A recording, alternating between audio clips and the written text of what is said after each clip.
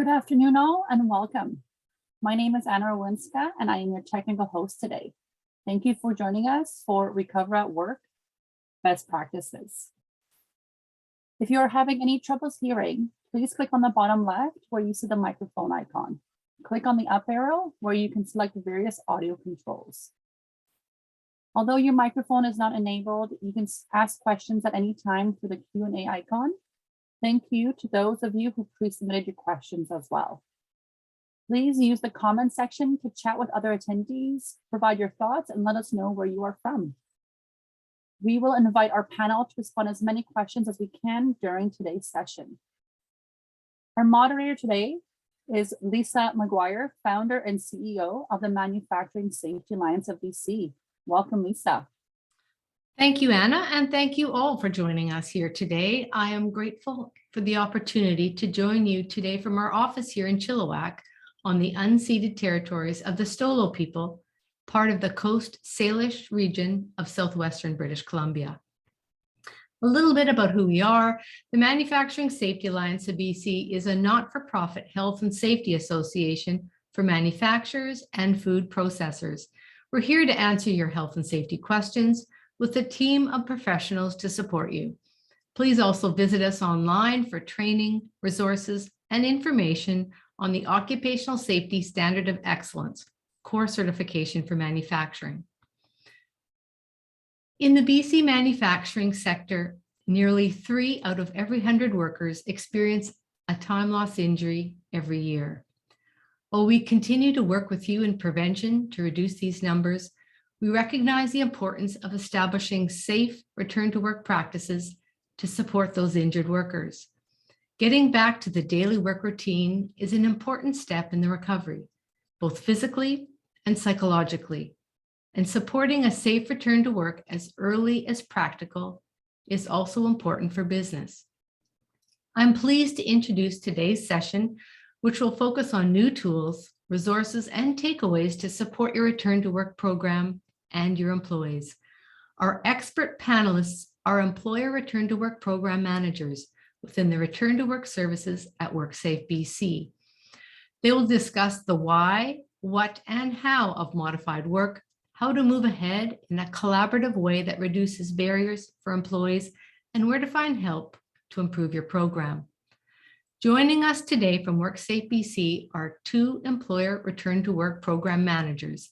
Elise Kobylanski is a client services manager and a registered nurse with an extensive 25-year background working as a certified occupational health nurse with a focus on disability management in both public and private sectors. And Julie Taylor has been involved in varying aspects of disability management formally for 14 years, starting with injury reporting and moving to private insurance. Welcome to you both. Well, thank you so much for that introduction.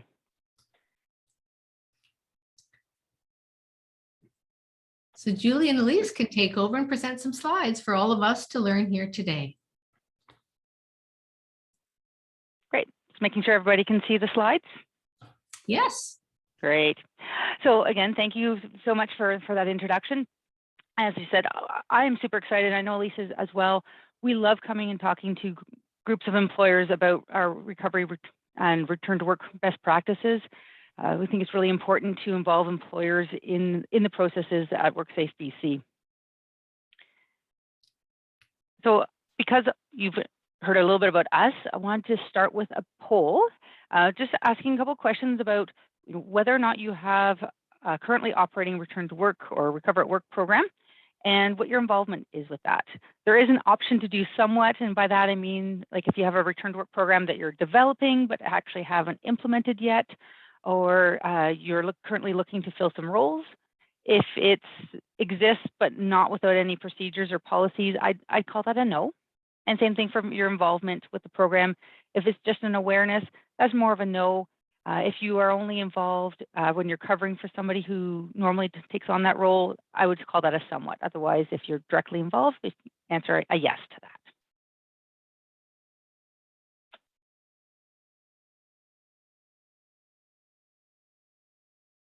Okay.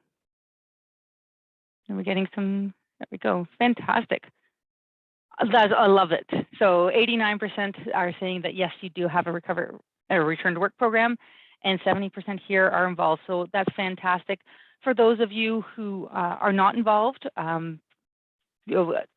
certainly this is take-home information. As we end this, there'll be some materials that you can take back to your workplace if you have a program but you're not directly involved, to share that with your colleagues. That'd be fantastic.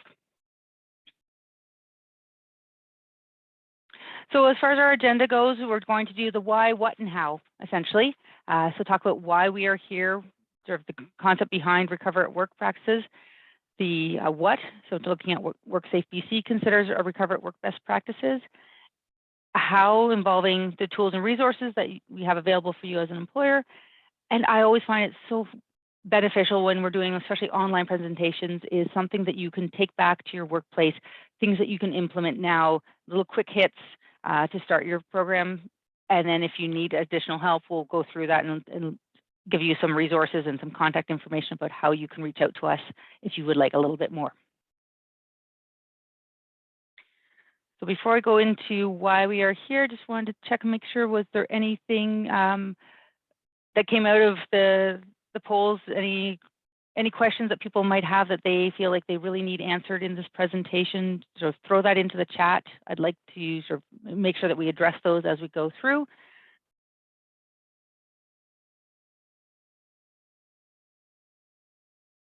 And Elise, is there anything I need to address? No? Okay. One of the things I hear all the time, I'm sure you do as well, is this expectation of being 100% before returning to work, or things like needs more time. That includes doctor's notes that say 2 more weeks. And this graph here is not a piece of modern art. It's actually a graph demonstrating why waiting isn't the best plan of action. And this graph comes from a piece of research done by Australia's Workers' Compensation Board. They were studying the likelihood of, once an injured worker is off of work, their likelihood of staying off of work. So I'll run you through the graph a little bit to sort of understand it a little bit better. On the far left-hand side is that probability of being off of work. So it obviously starts at a 100% because we are looking at people off of work. If they weren't off work, they would not be part of this study. The bottom line is time in days.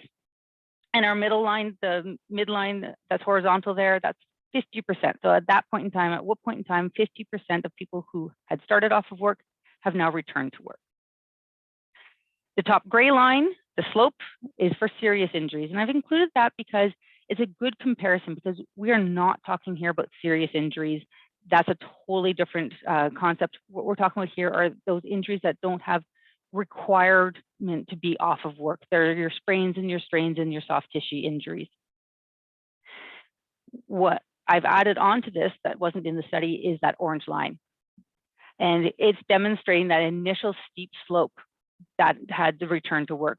So as you can see, as time goes on, the rate at which people are returning to work actually slows down. And I think this is really important to show this line, because if you follow that orange line down and hit that 50%, that's at 2 to 3 weeks from being off of work. So 50% of people will have been back to work within 2 to 3 weeks if we follow that initial rate of people returning to work. But what we actually found in that study was it was 7 weeks. So that's quite a huge gap. It's even worse as time goes on. Like I said, the rate decreases. So for 90% of injured employees being back at work, if we follow that orange slope, that initial steep slope, 90% return within a month. But the reality in this study was 6 months.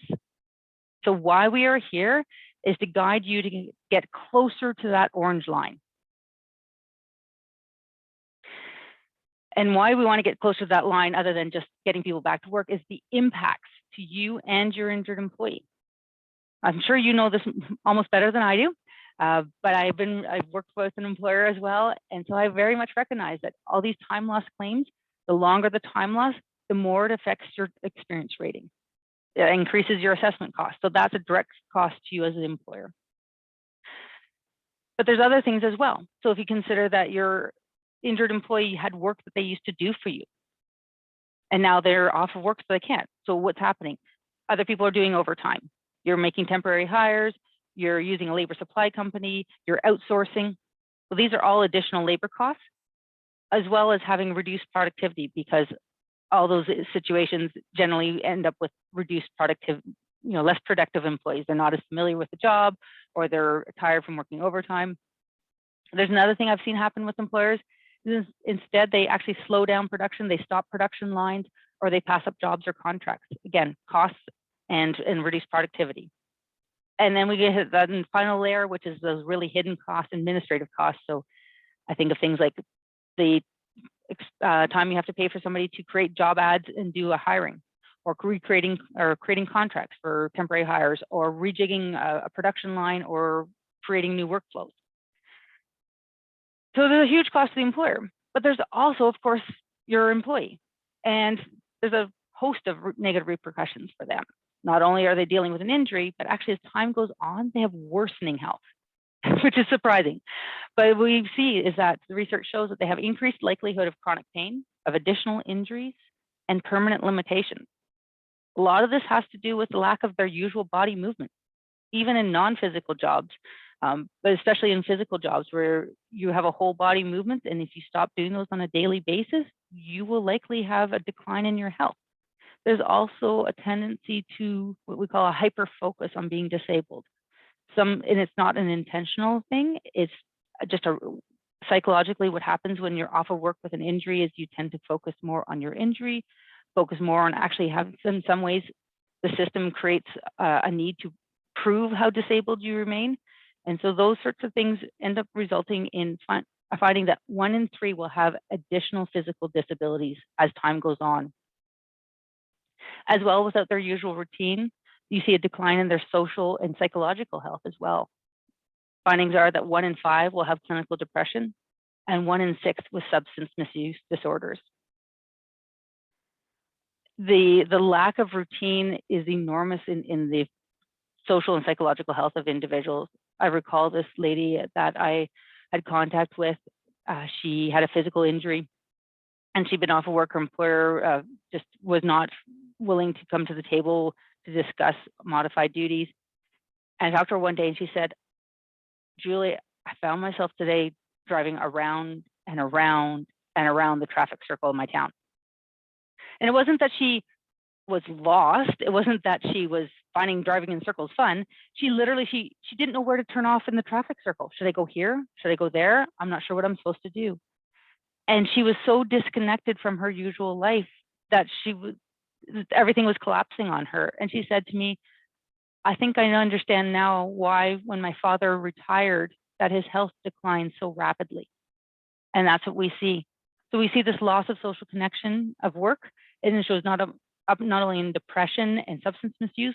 We also find that 1 in 3 have marital problems. So now it's not just the injured employee, but it's actually affecting their entire family, our entire communities. So imagine now the state of mind of injured workers, right? They're worsening as time goes on.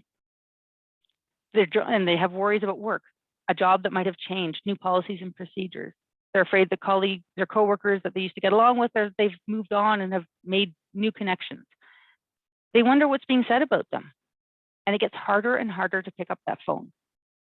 They're feeling disconnected, and they wonder if anyone wants them back.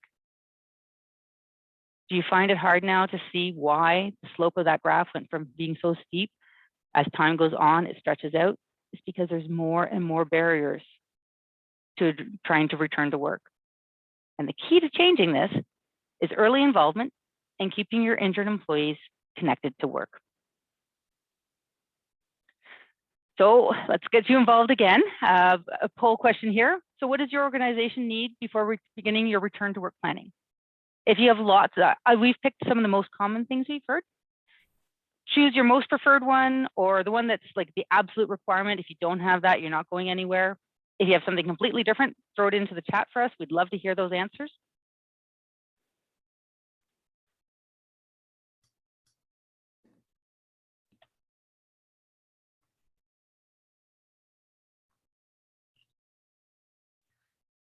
It's a really interesting discussion, Julie, and information about what you need to have in terms of some of the foundational pieces.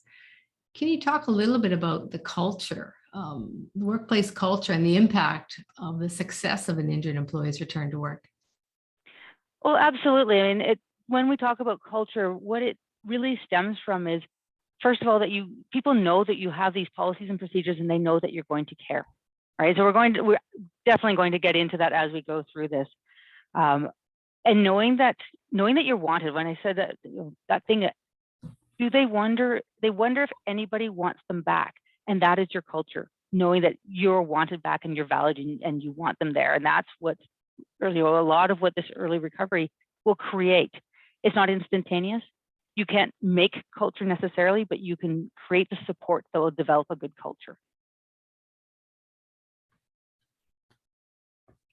I love this. So I see one of the biggest ones here is the functional abilities forms. But we have a lot of other things. I don't think, was there anybody who answered anything different there? No? Sorry, I keep looking up because my camera, my view of other people are over there. Sorry. Always fun looking around. Okay, so what I hear though, a lot of what we're talking about is waiting. We call it the waiting game. You wait for, you wait for the doctor's note or the fitness ability form. You're waiting for your employee to call you to tell you they're ready to return to work. You're waiting for WorkSafeBC to make a decision on the claim. Thankfully, not too many of you, but that's one that we often hear. You're waiting for WorkSafeBC or the doctor to send them for treatment so that they're recovered so they can return to work. You're waiting for a doctor to decide if your employee can return to work. You're waiting for WorkSafeBC to do a return to work plan. And what we see really is that everybody is waiting for somebody else to take the lead. What I hope you're with us in hearing is that this is a big problem. You and your employee are suffering. Talked about that. We've seen that time makes things worse. And now we're hearing that everyone is waiting for a solution. Let's look at some of the best practices that we can put in place to turn that scenario around. Before I do, Lisa, was there anybody who's posted anything in the chats there that we want to make sure that we address before we get too far along? Or if anybody has any questions, you can go ahead and type them. Yeah, it talks about, well, one of the key barriers or perceived barriers is really is sending maybe that doctor's note home or the forms, the functional abilities form home, but not getting that returned in a timely way. And you mentioned that. How can we reduce the time that it takes to receive that information? Is there any strategies that you can recommend on that? Well, we'll definitely get into that a little bit later as we talk about some of the resources that we have. We have some suggestions on how to get information back sooner. But even more importantly, we talk about how can you proceed differently? This method of working has created a lot of barriers. And I'm going to talk about it a little bit. Elise is going to get into in a lot of depth when she starts taking a look at what we talk about as far as getting that modified work offer. How can we make that happen faster? How can you as the employer take care of your employee faster, right? Because they're your employee, they're valued by you, you hired them, you want them there, you have work that you need them to do, that needs to be done. How can we help this process go along faster instead of this waiting game? So I absolutely want to talk about that because, and it sort of leads into what I want to talk about. We're here to talk about recover at work. And there's a reason why we use that term. And sometimes I mistake myself and I go back to my old habit of calling it return to work. But return to work conveys this idea that you have to be off of work and then you return. And that's not always the case. Now, I also don't like the term stay at work because to me, stay at work means, that's fine if you have a little scratch and you put a Band-Aid on it and you're staying at work. But stay at work for, sprains and strains, something a little bit more significant, gives a sense that, well, almost like you don't care. You have to stay at work. You're not allowed to leave. Recover at work gives us this thing of it's early days, it's same day, next shift, a couple of days later, not very much, very early on in the claim, and it's going to help your employee get better while they're working as opposed to off, recover, return. And we like to look at trying to keep this. Oftentimes you can get once you get that culture that Lisa was talking about in place, you will find that you actually have claims where there's no time loss because everything's there and it's prepared and they're familiar with it, and most people do want to engage in this once they understand that it's there to be supportive. And if there's a claim is no time loss, it actually doesn't count on your injury rate, which is an interesting as we look at injury rates for assessment reasons. So looking at, I'm going to go from a conceptual big umbrella of things of recover at work now. So there are some key elements to recover at work. As far as, first of all, like I said, it's proactive. It's not scrambling to get things into place. So that's that culture piece. You're ready and prepared and everybody knows that you are. So that's the proactive aspect of it. Second of all, it's safe for the injury sustained. And so that means it's unique for each person and each injury that they have, as opposed to it's not oh, well, when somebody gets hurt, this is the one job we have for hurt people. It may or may not be appropriate. It might be good for that person or it may not. So being able to be very specific to that person at injury. It also keeps your employee engaged with your workplace. So again, opportunities to do some studying online sometimes are appropriate, but if that's an ongoing thing for weeks on end, that doesn't keep somebody actually engaged in their workplace. So looking at those opportunities. So Recover at Work programs, they break down barriers. They prevent further and future injuries by keeping people active. And they maintain regular physical, mental, and social work activities as far as they are safe for that individual.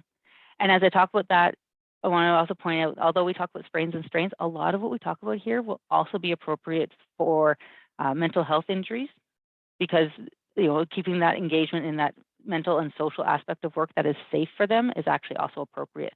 We are developing some unique tools to deal with mental health claims, but there's a lot of similarities that go along with that. So through Recover at Work programs, that they provide basically better rehabilitation than you can get solely in a clinical setting. So if your only recovery is in a physiotherapy clinic or in a doctor's office, you're missing out on the recovery that can happen from your usual activities. I always say to somebody, it's hard to learn how to run a marathon if you never run. You can do all the exercises in a gym, but if you don't actually run, you're probably not going to be able to run very far. So it's good to do things that are very similar to the activity that you want to engage in.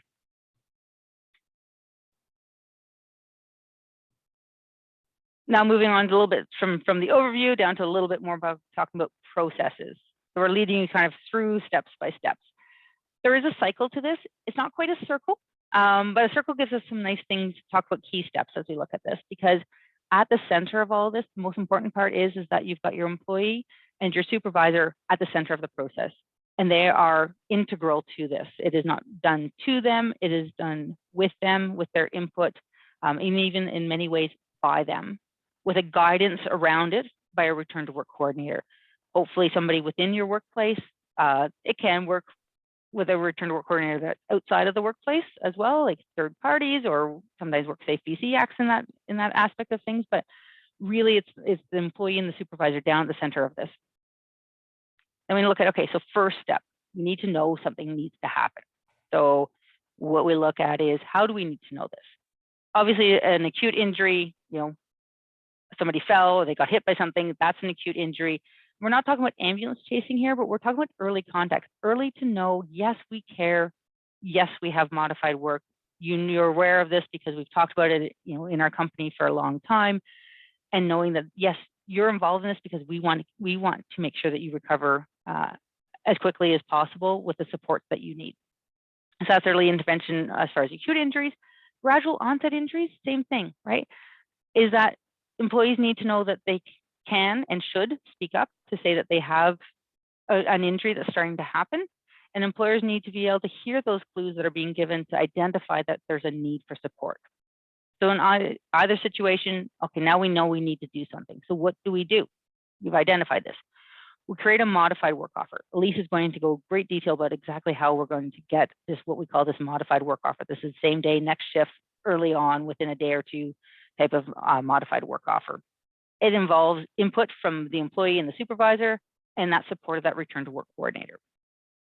As we go through this, Then we move into a progressive plan. This is where we call more like your stay at work or return to work plan, much more formal plan that's got progressive steps with input from your experts, which would be like your physiotherapist and your doctor, or sometimes WorkSafeBC, to get that input as to how are you going to progress from those modified duties to that full return to work. We continue on this in a very similar vein as we go through this, right? You troubleshoot throughout this. How are things going? Are we progressing well? And that expectation of that full return to work can be anywhere from a few days to a few months, depends on what is the injury and what does the job require, right? So just understand that it may not be the same amount of time for every person or every injury. And then, as I said, still going on with that troubleshooting is not only just until they've returned to that full job duty, but consider that afterwards, they also need to have some monitoring to make sure that there's no challenges or setbacks. Again, if the gap from being injured to being back to full duties was a couple of days, you may only check in with them for 1 or 2 shifts. If that progression took several months, you may need to do several weeks of follow-up with them to make sure that they are continuing to do well. So back to asking you guys for some input. Big one is, if you look at that cycle and think about how things work in your workplace, where does that cycle break down for you?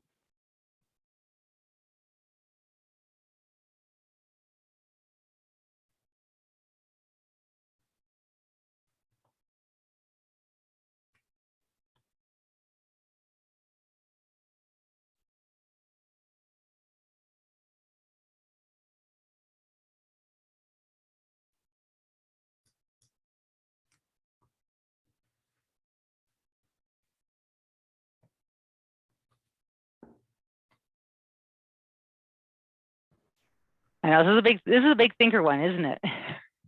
Trying to think back about where do we find the biggest challenge in this? Because a lot of them can be challenging. So good, so fairly strong on the beginning part, absolutely, especially with those gradual onset. I can definitely see that being a challenge. And then moving on to modified work offers and stay at work plans. And I'm glad to see that a few of it, there's no breakdown in the cycle. That's fantastic. I love that. I'd love to know who those people are and get a good conversation going.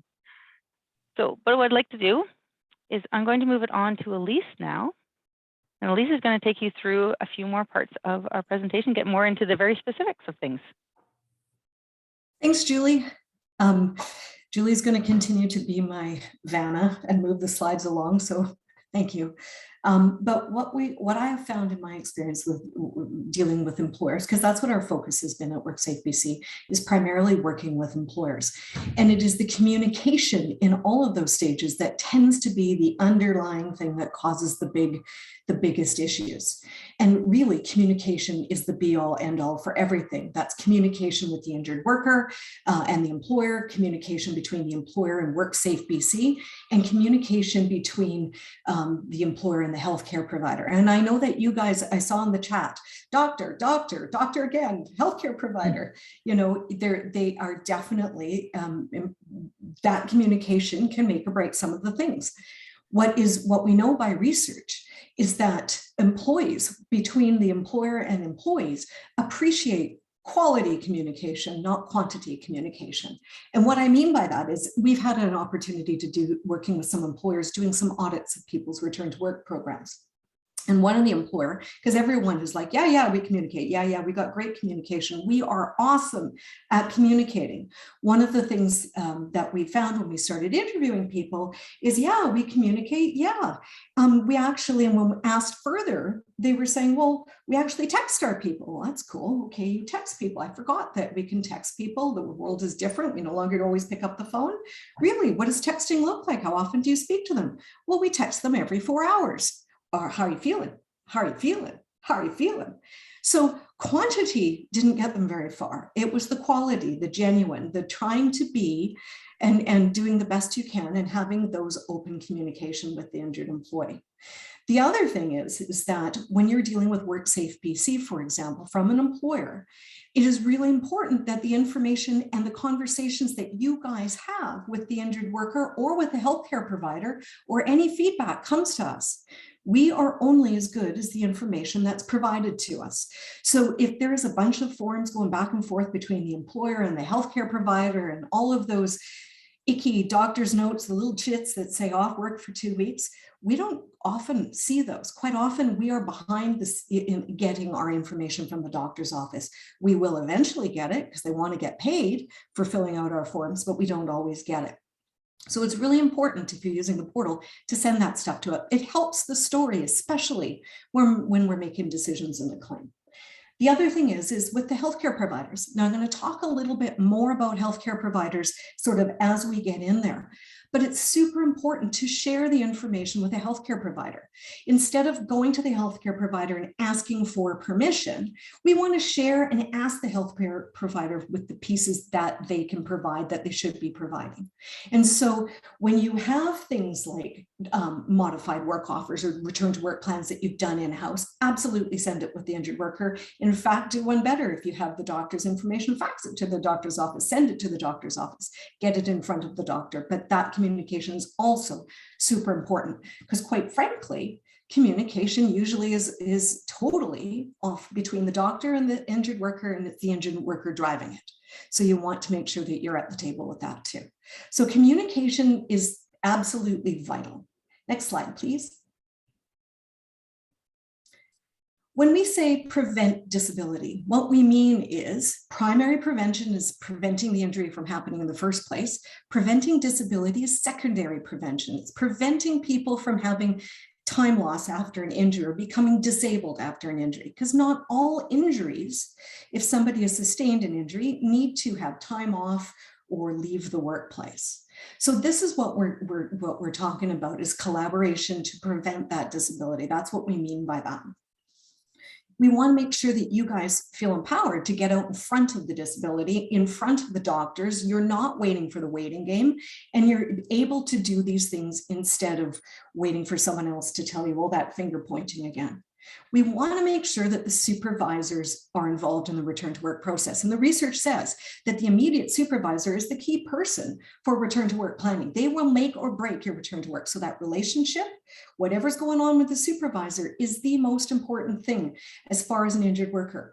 If a supervisor is not a part of the process, and quite often supervisors are busy supervising and managing the business process and doing all that thing, if they're not a part of it, it gets quite confusing. People don't always have that immediate direction. And it's even harder if you're in an organization where you have a return to work coordinator who's in HR and nobody else or somewhere else don't have a relationship with. You lose that connection. So supervisors are absolutely key. What they can do is not only set the groundwork for support for the injured worker, but they can set expectations for the program of what's next to come. And if you educate your supervisors as far as what the expectations are around WorkSafeBC, modified work offers, those type of things, they can help guide the injured worker. One of the biggest things we found, I certainly did in claims, is injured workers didn't know what to do. Nobody knew what to do. Supervisors, those immediate supervisors, are the key to that. The next one is include the injured employee with planning the modified work offer, done with them, not to them. And that's what we've learned. And that was a quote from an employer that we got saying, you know, wow, we're finally learning to do things with people. They like it better. Yeah, they buy in way better if they help build their house and they're not just sold any old house. That's exactly what we're looking for. When we're talking about communicate with genuine care, I know it's really hard. 10% of those people that cause us to have gray hair, give us headaches, and cause us most of our work are the ones that we have to work the hardest. I can tell you, I know after all of my years of talking to people, I'm really digging deep to really be genuinely caring because I have all sorts of other things. But even in the rehab and recovery world, they say, fake it till you make it. So do the best, and that doesn't mean be disingenuine. Do the best that you can until you can be as genuine as you can. So keep that up. One of the workplaces, just because I always must add a story, that I got to work with an employer working on their modified work offers and their return to work plan and their process. One of the things that they had done is they had an injured worker, was on a construction site, step out of their truck, step down on the ground and hurt their foot. The employer wasn't particularly impressed that such a silly action caused such a pain. But anyway, they had a process where they picked up the employee, pardon me, and zipped them off to the local clinic because they thought it was much better. They developed a relationship with this clinic to get people in quicker. Cool. So they get in there and immediately the doctor doesn't want anything to do with them, takes the injured worker in, slams the door as the employer's like, but here's our paperwork, here, we have modified duties. The employee then is in there for a little while, they come back out and the employee's like, here, I'm off work for 2 weeks. The employer sat there and said, but doctor, we have modified duties. Doctor's like, he needs to be off for 2 weeks, out you go. So the employee leaves, he ends up going home and the employer's like, okay, we have a modified work offer, we have a process, we have a recover at work program in place, we're going to do this. So they come up with a modified work offer and they send the foreman out the next day to the injured injured employees home. Knock, knock, knock, knock. Hi, we have these modified duties available for you today. And the guy's like, no, you were with me yesterday. Doctor said I'm off for 2 weeks. I'm not having any of that. So the foreman came back and then the next guy went out. They sent 5 people out to this employee's home in a 2-week period saying, we have modified duties, we want modified duties. They were doing the right thing in theory. Finally, they phoned me and said, we have done everything you've said. This is not working. He's getting paid. How come? We have the duties. We've done everything right. And I said, okay, this time I was able to call the injured worker and I called them and said, hey, how are things going? I got a whole face full of my employer doesn't care. No one ever even asked me how I was doing. And they kept coming to my house, pushing me back to work. So when I said, hey, but they have these light duties, in looking at it, they have some seated duties. It's your foot. You can elevate your foot. And he said to me, he goes, yeah, but they've got me in a site of the part of the site that we're working on where I have to wear a steel-toed boot, but I'm in an air cast. I said, what? You're in an air cast? He goes, yeah, I'm in an air cast. I'm not allowed to walk on it. I've got crutches too. So I can't wear my steel-toed boot to get to that job site. I said, oh dear, you're right. And he goes, and furthermore, it's my right foot. I live an hour and a half away from the site that they put me at. I can't drive because it's my right foot. And so when I went back to the employer, and not that all of those things were hard to overcome, what happened is they thought they were being good. They thought they were communicating, but they actually created a huge mess. And it was a needless confrontation because they never once said, how are you? What can we do? And when you're offering modified duties, include the injured worker in the modified duties. What's going to work for you? Ask the questions. If they say no, thank you, why not? So that's one of the things. And again, I run into, we always communicate, we always care. Sometimes it doesn't always appear that way from the other side. And next in that, consider the employee's unique factors. Everybody recovers differently. Everybody comes to the table with a different bag of things, and everybody recovers differently depending on age, background, previous injuries, health history, all of it. So it's super important to make sure that you don't expect Joe's shoulder to be exactly the same as your shoulder injury, because they're probably not the same. And then finally, use the doctor and physio as a resource. Don't wait for them to drive your return to work planning or making that modified work offer. Do it first before they go to the doctor. Gone are the days where a doctor is somebody, everybody has their own family doctor where you can get in the next few days. It's weeks later, it's usually clinics. You want to make sure that you're involved before they go off to see the doctor or the physio. Use them as a resource wherever you can to help progress them back to full and regular duties, but not wait for them to start the return to work or modified work offer. And did you know, in a physio, in pending claims, that on all pending claims for sprained strains, the employee is entitled without any doctor referral or any pre-approval to go and visit a physiotherapist. And the purpose of that is so they get some education, some pain management techniques, and possibly a home exercise program. So they get one visit under a pending claim that is no cost to the worker. Most claims are allowed, so it usually gets costed to the claim later. But we're so jazzed about having that physio as part of a supportive rehab that we want people to go early in their injuries. So if you didn't know that, please keep that in mind and make sure that people are being referred and taking advantage of that. Because again, they don't need a doctor's referral, but what they do need is to make sure that they have a claim number. So they have to have started a claim. That's the only sort of wee criteria that needs to be there. Next slide, please. Yes, that one. So we're going to talk a little bit about the return to work approach, but I'm going to do a little quick poll, and this is a hands up poll, please. Please raise your hand if anyone has ever asked a doctor or physio about what the employee can do. So yes, I have asked an employee or a doctor or physio what an employee can do. Hands up.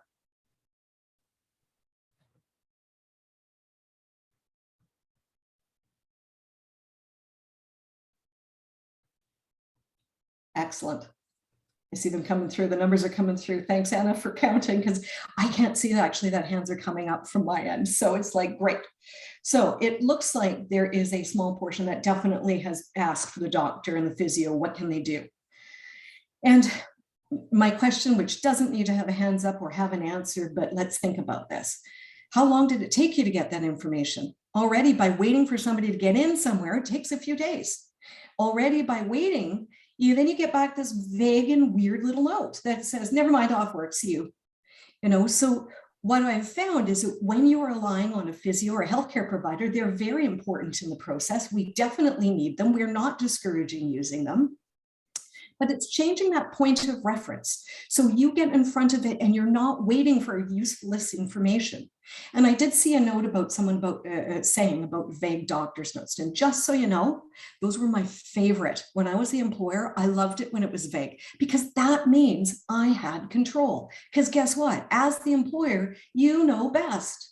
So what we want to encourage people, like when people go to doctors and physios, like I said, they're very important as part of the recovery. Their specialty is treatment and some of the rehab and what recovery. They're the specialists in that. We want to use them only for functional abilities, not asking a doctor or physio, are these duties okay? Because you are the specialists in the duties. We want to move away from a medically directed model. And sometimes even going to the physio first is still the same model. We want to move away from a doctor deciding the diagnosis, deciding the treatment, deciding the rehab, deciding the recovery time, and then maybe we can return to work. We want to move into what we call the collaborative functional approach. If they're going to a doctor's office or a physio's office that's not set up like your job site, both of them are going to ask the injured worker, what do you think you can do? So you might as well ask that first. Let's get in front of it. Let's have those conversations. So that's the very first thing. You want to start with asking your injured worker at the time of injury, and again, we're not chasing an ambulance. Wait, we forgot to have a conversation. Because if somebody has gone through first aid and it's been deemed that they need medical aid, you cannot get in the way of that. So maybe the conversation is later that day or the next day. But you want to ask the injured worker what they can do, better than you asking, than the waiting for the physio to ask the same question. You might as well have the information up front. We rely on that heavily. If an injured worker says, I want to come back to work, we say, yay, great. We don't need proof. We thank you very much. So we use that. And how do you have those conversations? In the chat, or there might be a link that's come up to take you back to the resources that were the webinar resources. And one of them is called the typical temporary limitations chart. It is a chart that we use at WorkSafe all the time. And it is the perfect chart to start a conversation with an employee that's sitting in front of you when they're like, well, I don't know what I can do. So what we want you to do is, if you have that, That's what I used to use for return to work planning all the time, starting that conversation. It is based on the official disability guidelines. There's a number of different online medical resources that sort of give guidelines for recovery. So it's based on that. Our medical department has put it together and made it simple. So they have this pretty orange chart, and it has a front and a back, just so you're aware. And they've put it together to make it easier for people to have those conversations and identify. It is very conservative. It's broken down by body part. It is very conservative. So if somebody has a back sprain strain, because most discs, everything start as appearance as a back sprain strain, there are still the same limitations that you would find in a disc. It's just recovery might be expected to be different. So they're very conservative. They talk about ensuring, limiting. So those are a really good starting place to offer modified work without waiting for someone else to tell you what the limitations are. Have the conversation without form with the injured worker in front of you to guide the conversation. Okay, it's your back. Let's talk about this. So that's the first starting thing. The second part is next you want to determine what's available. Now, there is no physio doctor that can possibly say what jobs in your workplace are the right jobs for these people to be doing. They will always ask the injured worker when they're in the doctor's office. So it's more important for you to decide, because you know the jobs best, you know what resources are available, you understand the business process to determine what modified, selective, alternate, whatever you want to call it, duties that might be available. Now that you've asked them what they can do, now let's match it up with whatever job duties are there. And sometimes it's really hard, but the whole goal is to keep them connected as soon as possible. If it doesn't happen same day, next shift, let's have that conversation on the phone as soon as possible that you can have that conversation. So it's marrying those two things together.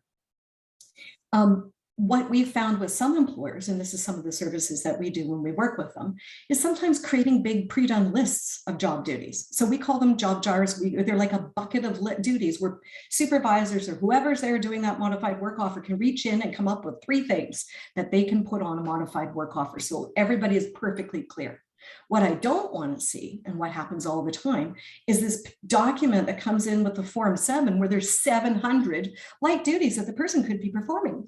We need to make sure that things are specific and individualized and discussed with the injured worker. So make sure that it is something that's concise. The next thing is we want you to make an offer of modified work. Now I see that there's lots of you guys that already have the program in place and there's no breakdown. That's perfect. So for those that don't have this step, you don't need to wait for someone to tell you to offer modified duties. That means let's make the offer right here, right now. You know what they can do. You've had the conversation. You know what's available. Let's put it in writing in a formal template. Again, in the resources that have been put in the chat, there is a template modified work offer. Is it pretty? No. Does it do the job? Sure. The most important thing about a modified work offer is its communication tool. Back to that communication breakdown. You put it in writing. Everybody knows what's expected. It's useful from one supervisor to the next. If they're doing shift work, it's useful to go back to the family doctor. And if you notice, nowhere on there says, please, doctor, sign this off and make sure it's okay that they can do this. It's an information. Here, doctor, look at the duties and be specific about those duties. So when other people are seeing it, they know what you mean. No acronyms, no weird things, something from, again, this form can also come to WorkSafeBC. That's how it allows us to help support your return to work processes with injured workers. So that would be, so if you look at that template, if you don't already have one, please take it, modify it, make it your own, add whatever, take away, simple is better. But again, it is a formal way of offering modified work. And it also has in there follow-up, because just because you put it in writing doesn't mean it's permanent. It means that you need to be flexible. Back to that injured worker and the communication. Just because it looks like a good idea that sweeping is really light duties for that injured back, it may not be okay for them to be forward flexing for a long period of time. You want to make sure that it's fluid, and you may have to write a second one, and that's okay. And when all things come together in a modified work, when we say modified work at WorkSafeBC, that's keeping people connected to the workplace. A return to work plan is taking those duties and actively progressing them back to full. Now, lots of employers don't have that capability. Maybe you have a third-party provider, maybe you have a disability management professional. That's great. Those are the people that actually can write those return to work plans. But if you can do all the work in the modified work offer, And then we can come in, we can then support the return to work planning back to full. And if you didn't know, just did you know, is that WorkSafeBC on average takes 3 weeks to adjudicate a claim. So if anybody is waiting for us to adjudicate a claim before you do anything or get permission, you're gonna be waiting for almost a full recovery for things like sprain strains. So guidelines say full recovery for sprain strains, never mind the individual uniqueness of everybody, but generally speaking, full recovery could be 3 to 4 weeks. So to wait that long to make those offers is you're missing, there's the missed opportunity there. So, and then of course, return to work. If you need WorkSafeBC, we'll talk a little bit more of who to contact. There's a lot of different people to reach out to when it comes to return to work. So with that in mind, I think next slide, please, Julie. I'm just going to take a pause here. Are there, Elisa, are there any questions that, because I could see blah, blah, blah, coming up in the chat, but I couldn't see what it was. There's definitely a wealth of information in just looking at how do you, first of all, focus on what you can do to getting people back. I would say looking at the communication tool to the physician is critical, not too much information, but enough that would allow that process to move forward. And then really managing the process after the modified duty offer is engaged. I think a lot of opportunity to reduce the time frame. You mentioned, it takes time for that claim to be accepted or not, but a missed opportunity to try and keep people at work safely while they're recovering in the process. So it's easier to understand some of the, maybe the physical components of the recovery process. How can we better understand and monitor the psychological components? Because I know Julie mentioned an example at the beginning. Can you speak a little bit about that through the communication? Is there keys, that can help us improve in that area? The $1 million thing, yeah, there is in things like sprains and strains, early active rehab is like the magic bullet. Keep people connected, keep them, the fastest way for recovery is to keep them connected to everyday life whenever possible, and active rehab, which would be like physio.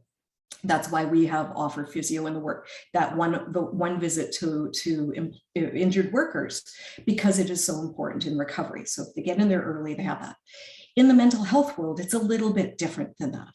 Certainly if they've got the key thing that employers have control over is the communication. Most employers, especially when it comes to mental health, are quite often, no thanks, not mine, they are absolutely waiting for WorkSafeBC or somebody else to tell them what to do. If you can make those early connections, and even if you maintain connection with workers while they're away from work in a kind and genuine way, that always will set a way better groundwork for recovery and return to work than if there's no communication at all because everyone's too afraid to talk about it. That comes back to the awareness. There is no magic bullet like there is, there's many different types of psychological support. WorkSafeBC, when they get involved in the adjudicated claim and allow a claim, will send people for the psychological support. But there isn't one kind that's the best kind because everybody's so unique. It is such depending on the experience and depending on the diagnosis. So the key that I would say as a takeaway from mental health is make sure you are always maintaining contact, looking for those opportunities, asking them so if there's a tiny piece that's really, where they're overwhelmed, they're not able to manage, they can't cope with, they can't multitask with, then maybe remove that piece and put them somewhere else while we're waiting for the claim decision, because they are a little bit more complex. Absolutely. So it's a lot of little things that we need to do, and quality over quantity, as you mentioned, really important. Another question, I thought if we have a little bit more time, your thoughts on assessments of employee limitations and job demands. What do you need to include? Is there a Coles Notes version that really would put the right components together to do a really good job in this area? Because it's a real critical piece. Are you referring to employers having a job demands analysis done? Yeah, limitations in job. I mean, in many cases, when they send in the modified form to their physician, they may have that piece attached to it to just invite the feedback from the healthcare provider on participation in the program. So can you speak a little bit about that? How I would prefer, when we came to stuff like that, it is really important to have job demands analysis, especially to see what the overall demands of that job is that person needs to get back to. To send more than a page to a doctor and expect to get something useful back other than a big, it is really hard to get them to understand because they are not the specialists in the job. A doctor's visit is billed in 7-minute increments. So I would not, to me, that's not how we used to work. We would ask them for the limitations and we would make that job connection back as the employer, or even as WorkSafeBC. We didn't go out, dear doctor, could he please do this? Now, job demands analysis and such for WorkSafeBC, maybe Julie has some, because she definitely is a case manager in her prior life. Julie, if you're there. I am. Can you comment? I can. There's actually a couple comments to provide actually back to people. But I think, so as far as like mental health and those communications, sorry, that was the question, correct? I was reading as well as talking. Yes. So we are creating a bit of more of a user guide, but they're very similar to how you deal with a sprain and strain. It's that communicate with care and ask them what they feel like they can do. And if sometimes you get responses like, I don't know, I don't think I can do anything. There are some resources out there about, there's lots of them, and I don't want to speak to them quite right now just because we are developing some of our own to put out there, but I know that we do rely on a couple of ones. I'll find it in the chat and I'll sort of throw it out there. It's a well-known public resource. But essentially, what do you feel like you could do? Right, having that conversation, because same thing happens. A GP is going to be even less able to determine what somebody who is experiencing anxiety or depression or stress, if they want to call it that, are experiencing. And you're not going to get in to see a professional for quite some time. And again, same sort of situation. They want to provide care. Doctors and physiotherapists and counselors all want to provide the treatment. They're there to treat the illness. They're not necessarily there to determine what they are and are not able to do. And that's why you find that they kind of push back onto you. Like that was that whole waiting game. I want you to make that decision. You're the employer. You know what work's available. You're the person who's hurt. You should know what you can and can't do, what hurts and what doesn't hurt, and what makes you feel good and what stuff makes you feel worse. And sometimes it's a bit of a problem, problem solving. Let's try this. And I'm going to check in with you and we're going to see how that went. And if it didn't go well, I'm not going to give up and say, well, I tried something and it didn't work. We're going to say, oh, okay, so let's try something else. What about that was difficult for you? Okay, that's a thing that we didn't realize would be harmful to you. Let's try something different, right? And then them knowing that they can stop at any moment in time and saying, no, this doesn't work for me, it's hurting. But knowing that saying that doesn't mean that they are going to be threatened or told to just go home, that we don't want you. They're going to be told, hey, let's problem solve some more. And that kind of goes in with a comment that, as far as that, assessing that functional abilities is, again, it's almost impossible. Even a psychological assessment or a functional abilities assessment is only good in that clinical setting. It will be very different when you walk into that workplace. So the best way to know what somebody can or cannot do is really to ask them, because ultimately that's what the physiotherapist, the physician, the surgeon, the psychologist is pretty much asking, except for extreme injuries where it's like, you don't know what's going to hurt you. I put concussions perhaps in that realm where people aren't really sure what's going to harm them. But most people will know, I tried something and it hurt, so I know that I can't do that here, but I know that I tried this and it didn't hurt, and so we think we can do that. Does that sort of answer? And then the JDAs. So JDAs, yeah, I mean, they're good in that if you're not aware of what your job demands are, I mean, they're handy, but I mean, again, lifting 50 pounds can feel very different when it's a small item that you can keep close to your body versus a large item that you have to hold away from your body. It's very different if you have to walk a few feet with it, or is that few feet on a slope, or is it up some stairs? So there's so many intricacies to it. It's good to sort of get a general idea of what your job requires, but it's, again, not a hard and fast rule. I've seen JDAs where it looks like on paper this person should be able to do it, and then they explain to me why they can't, and it makes sense, right? So if you don't understand what your jobs require, But again, always involve your employees who do the job when you do those. Make sure it's not just a supervisor running through them, because you will definitely find that people do jobs differently than you think that they're done. Excellent. Thank you. Lisa, is there anything else? No, I think it's excellent. We can continue forward, and then I'm sure we'll have a lot more questions along the way. So thank you. Next slide, Julie. There's my Vanna. Thank you. So just so you guys know, there is a lot of stuff online at WorkSafeBC.com for your availability for what you can use. A lot of it can be found under Recover at Work. And when we say recover at work, we mean return to work, but we always, and stay at work or any of that language, it means the same thing.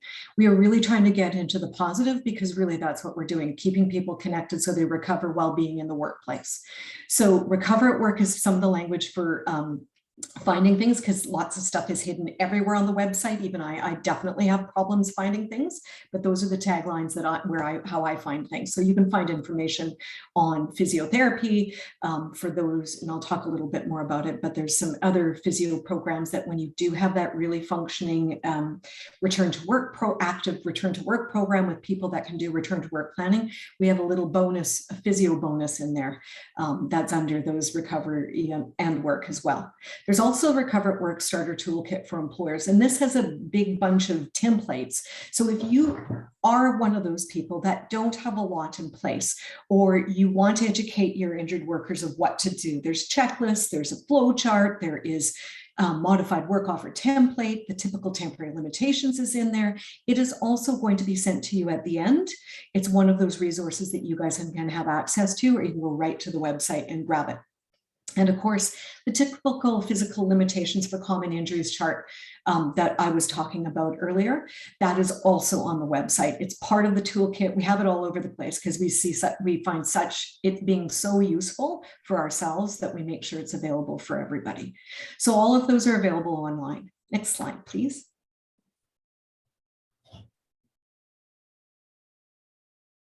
So a little bit about us. And I know there's lots of people here. There is opportunity for people to have access to us. We are called employer return to work programs, and that's what our focus is on employer and supporting, building, assisting, enhancing the return to work programs. We, of course, are well involved with the self-help online tools. So that's some of the stuff that we've built and put online that we've just talked about. Julie's talking about more stuff that we're getting up in line for mental health. So those kind of things are yet to come. We also have this is what I was talking about, the early access to physiotherapy program. This program, you can find all the information online, but is for those employers that have an active return to work program with somebody in the organization or a third-party provider that can actively do return to work planning. It's a little added bonus. It's an agreement that WorkSafeBC pays on the claim for you to get information to help with that progressive return to work planning. So the physio can come to the job site and bill to help support the return to work plan if it's going sideways. And there's a few other pieces in there, but that information for that is online too. We have the employer return to work support. So that's actually what we call the nurse line. And so the nurse line is there for anybody to call. There's the number. We're going to give you a handout with the number again, along with Julie and my contact information. You're more than welcome to phone. It's a Monday to Friday, 8:30 to 4:30 kind of number. And you can phone for all sorts of stuff. Quite frankly, if you have a claim issue or a long claim and you don't really know what's going on, we're not going to get in the way of the decision making, but we can certainly give you direction as to who to call, what you should look for, that type of stuff. We can't get in there and start analyzing hundreds of documents in the medical. We don't, like I said, we don't want to get in place of the case manager, but we can certainly send you over there and give you our opinion. We really mostly are there to help you when I'm making that offer of modified work. How do I implement this? What does this mean? What do I do? We have all those kind of calls. So please feel free to call us. There's the toll-free number there. We do short-term interventions, and that's where we focus on. An employer may come to us and say, hey, we're really having a hard time with this thing Can you help us with this thing? Sometimes it's just, we need to shrink our Form 7 submissions. We need help with, we're not getting our protests aren't working out. We help people with that, getting them to understand. We also get in there too, like maybe they don't have a good injured worker package. We'll help you build that. So those are sort of individual, sort of one-time things. Down at the bottom, we talk about engagements. Those are for usually what we do. We get involved with some of the bigger employers where we really do from soup to nuts and help employers set up their return to work programs. Now, again, keeping in mind, we are WorkSafeBC. We're not disability management. We are not the CSA standard that is out there. We are focused. We are an insurance company, so it is focused on WorkSafeBC, but it's very applicable from all sides, occupational, non-occupational. So quite often we have worked in partnership with employers to build the return to work program and make improvements and enhance what they have. And then finally, we do return to work training and education. We have a return to work coordinator workshop that we run on a regular basis. If you would like to be a part of that, feel free. We have a wait list for it. We're getting more resources, and we're pretty much running it once a month now.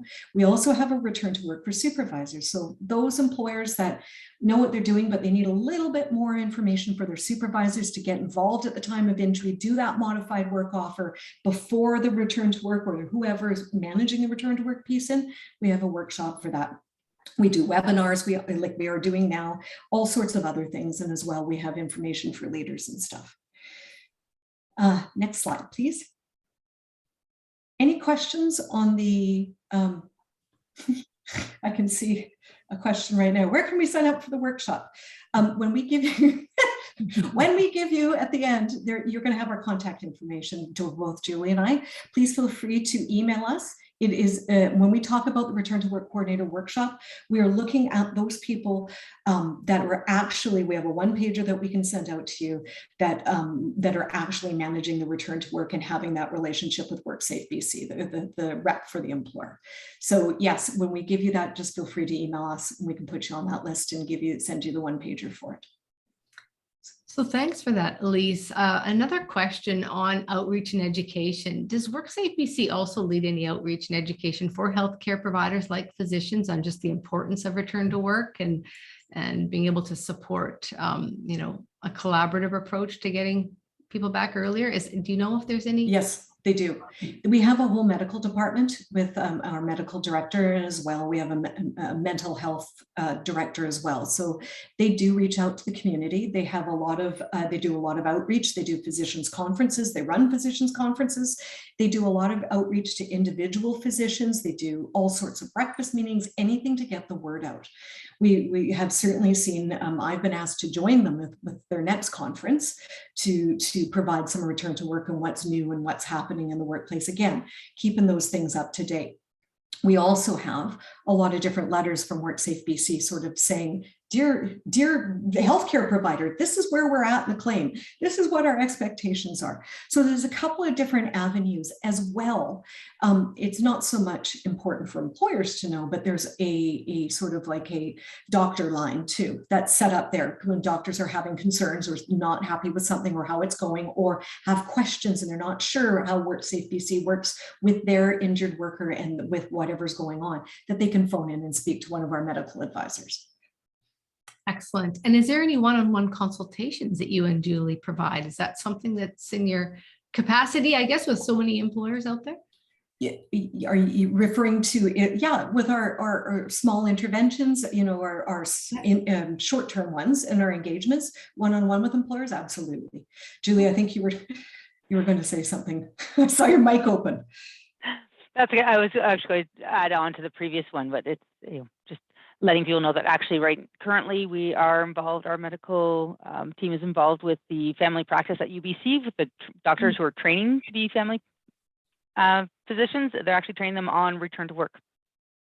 So that's a good step. But again, going back to doctors are there to provide medical care and advice around return to work, but they even as much as we train them, they're still not experts in return to work because they don't know your job. They don't know what goes on in that workplace. You guys do.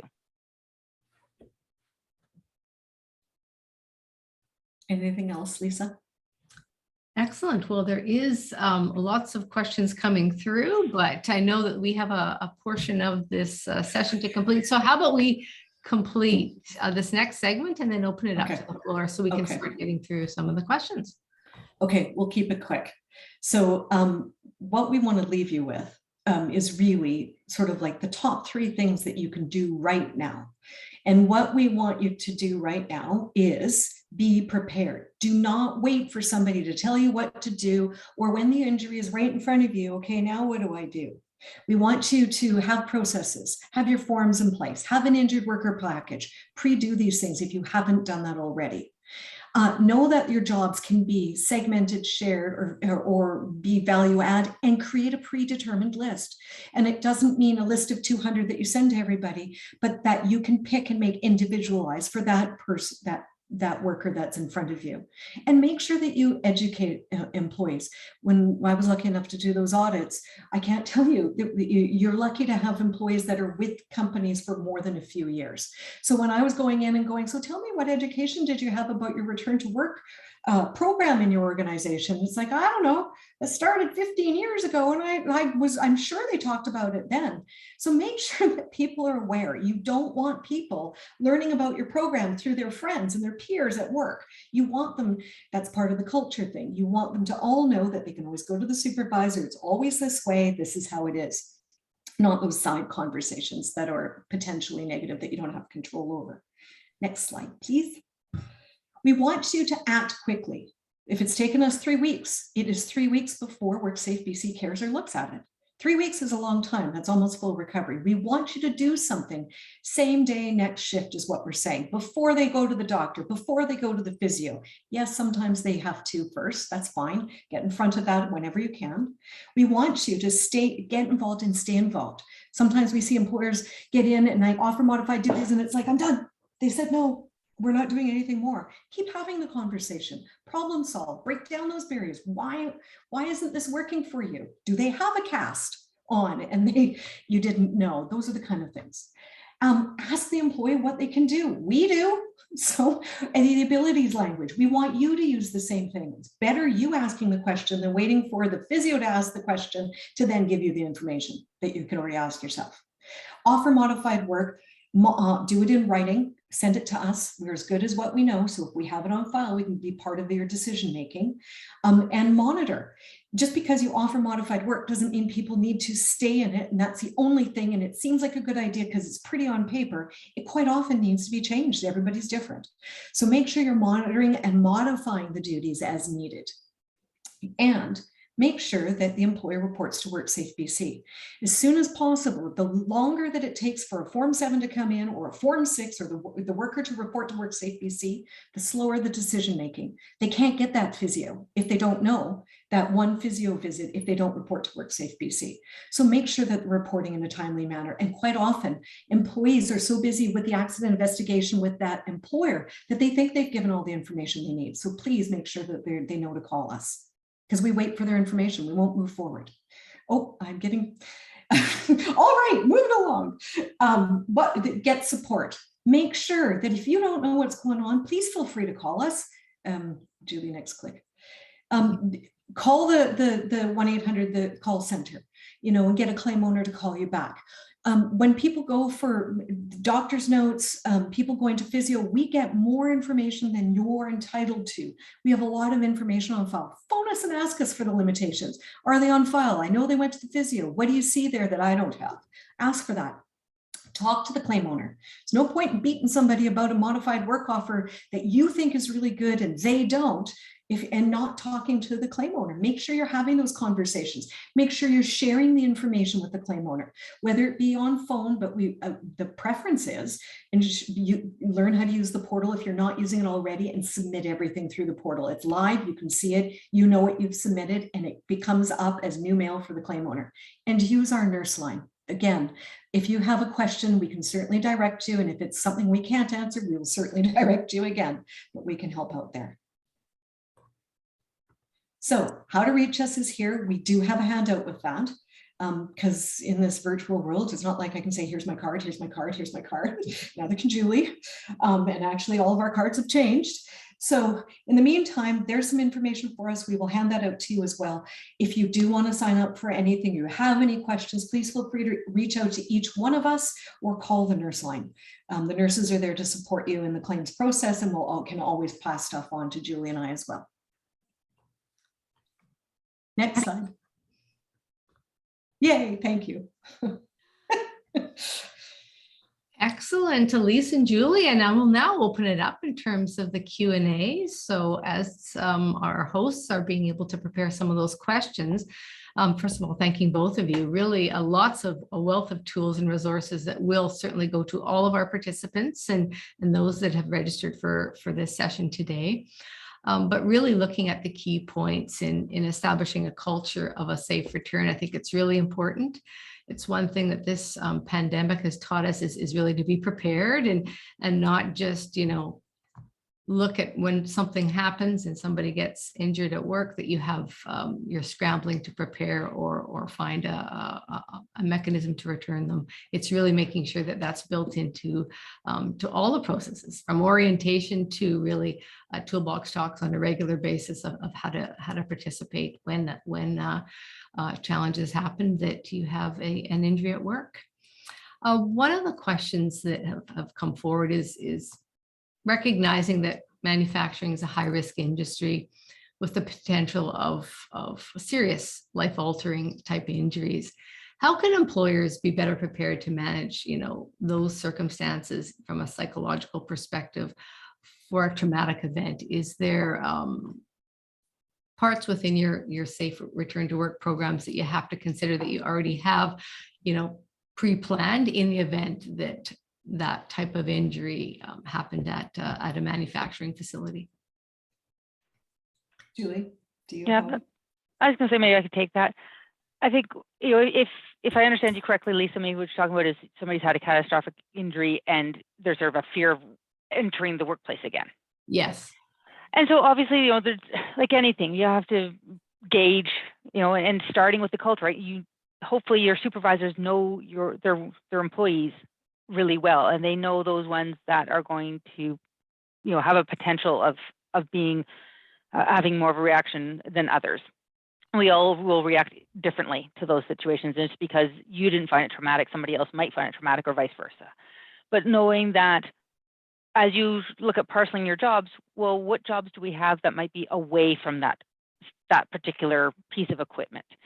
And oftentimes, things that I hear from, we hear from counseling is that it becomes the longer you're off, so oftentimes the bigger it becomes, right? The mountain out of the molehill, not that it was necessarily a molehill, but it becomes bigger and bigger and bigger. The longer you're off, the more you think about it, the more you worry about it, and the more people talk about it, and it becomes a bigger barrier. So asking that injured employee, hey, I know this was, that was scary, or maybe it was an injury, but it could have been way worse, and there's perhaps a fear factor. How do you feel about coming back into the sort of production line? Do you have any concerns? Do you think it would be better for you? If they say, yeah, I'm kind of afraid. Do you think it would be better for you to start in a different area? Do you think, how would you feel about working with a buddy and having some, upgrading of skills? How would you feel about, do you think that being involved in the incident investigation would help you by finding out what went wrong and having solutions in place? Because that's what an incident investigation should be, right? It should be finding out what went wrong and how can we prevent it from happening in the future.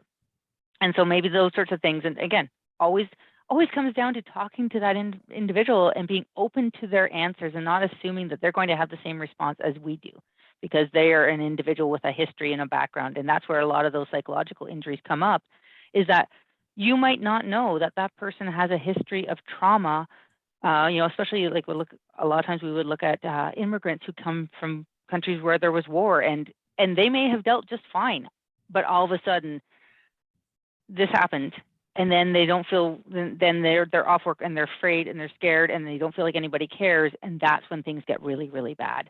So the first message of, we care, I'm listening to you, and how can, I want your input onto this. That doesn't mean they get to say exactly what they do, but you get their input. You get their ideas and you work with them. Oh, that's a good idea, or that's an interesting idea, but I don't see that would work, but maybe this sort of similar thing might work, and working on that conversation. So again, communication really critical in quality communication after the circumstance or the incident happens. Yeah. And I see Martin posted in there, and yes, there is. We do actually have help available. There's you can call our. I think we have I believe it's a 24-hour line, at least. Right. Yes. Yep. For a critical incident, and we can bring in counseling and always, in fact, I think I hear that's underutilized. We would like it to be actually utilized much more often than it is. And, if they seem like they're having a response, then call us. Excellent. Just go ahead. Yeah. Yeah, this critical incident response group, it is anonymous. In job sites where there's big traumatic events, it can be accessed. It's free of cost. It can be for that worker, for the other workers around, for the worker that may have a claim. Even that information doesn't necessarily, the activities come to the claim, but the information is still kept confidential. It is something that there is a time frame. I don't know what the bubble is, could be up to 3 months. So I know it's really important early in the game, but sometimes people don't realize that they're having these mental health things until farther along, till they start thinking about the coming back to work, and like Julie said, start cycling. So that is on WorkSafeBC.com. Feel free to find it. We can also, if somebody's specifically interested in that phone number, we can find it, because actually I just had to hand it off to somebody else because people weren't aware that if you don't have access to it within your own organization, you can certainly access it from ours. Yeah, really important. We're looking to improve our return to work programs. So I think that's a component that you want to include in there. In the event you need it, it's readily available so that you can access it. So thank you for that. Thank you for accessing that information. Another question, how do we get past the barrier of unclear or limited information from clinicians who may impact safe restrictions and limitations? Elise, maybe. So as I'm thinking about that, and that to me follows, I'm hoping it's following along the lines of those vague notes.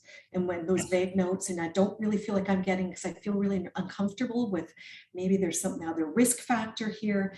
Now, safety sensitive is certainly super important because you can't put people back to work. And I noticed there was a question about safety sensitive people.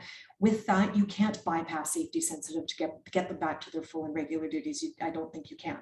But that doesn't mean you can't get them back into the workplace at a different capacity where it's not a safety sensitive position.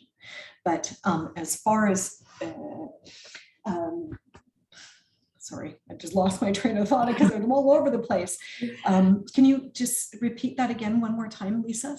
So how do we get past the barrier? So you're right. How do we move forward with communication when you have a vague note, or maybe you don't get the information back that allows an individual maybe to safely perform work in your facility? Is there strategies that work better than others, I think? And do you have some ideas on that? I do. So unlike the safety sensitive, this is where I used to get doctor's notes that said, can't return to light duties. And everybody else would be like, oh, no, we need more information. That was a gift. That means that I can drive, I can develop, I can have the conversation with the injured worker. What can you do? So in fact, that was one thing that we never do, and we learned to do very quickly, is not going back to seek continual clarification over and over. It was take the opportunity as a yes and put the work together and send a copy. But FYI, here is the return to work plan, or give it to the injured worker to give back to the doctor in the long run.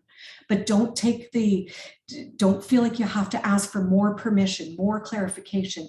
You now drive, you decide what the right duties are, especially in a safety sensitive environment, of where they can be, where they should be, and what's going on between the two of you. Don't go back, because quite often when you do go back, you're going to get answers you don't want.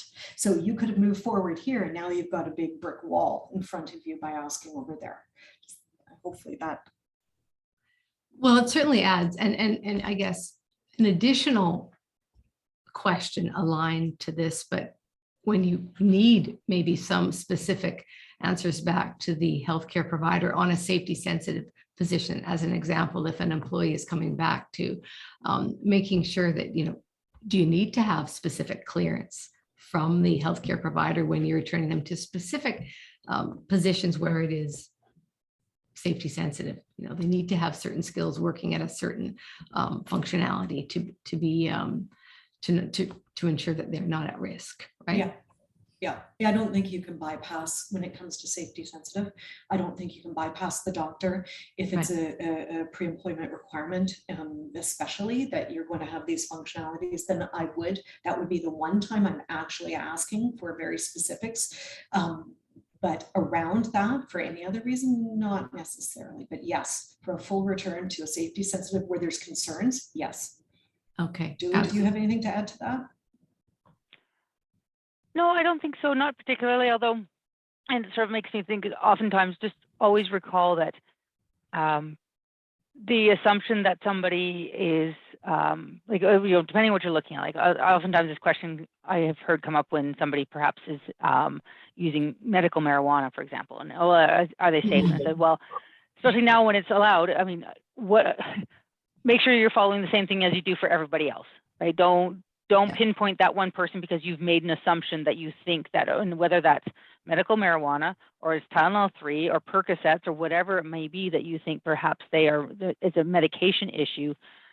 Just being clear that you have a policy in place for every employee about what use is allowed, right? And if they're not, then yeah, I agree with Elise. You definitely have to go back to the doctor. That becomes definitely a legal issue if you already have something in place saying that you're not allowed to work in this position if you are on, on any type of narcotics or mood altering substances that you follow through for everybody equally.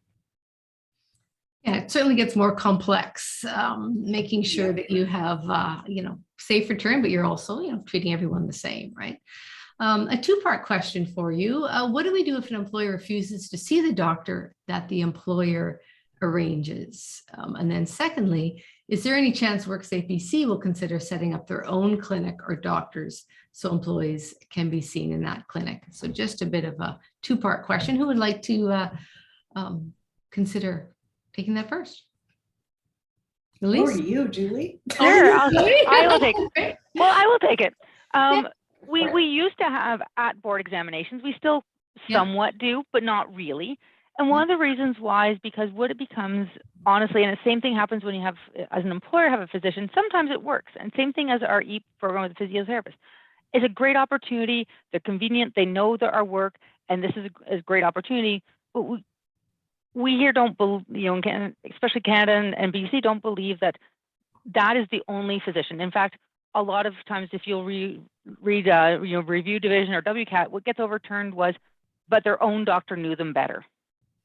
Their own doctor that they've been seeing for 15 years has a way better understanding of them as a patient than, a WorkSafeBC doctor who saw them for half an hour or, that sort of thing. So if you're having problems with that, again, go back to why are you asking the doctor for information, right? So if you're asking to offer modified duties, these should be no-brainers that everybody would know. I hurt my right hand and I'm okay, well, then we're offering you left hand duties. That's a no-brainer. There's no medical needed to, you can be a layperson and understand that is safe.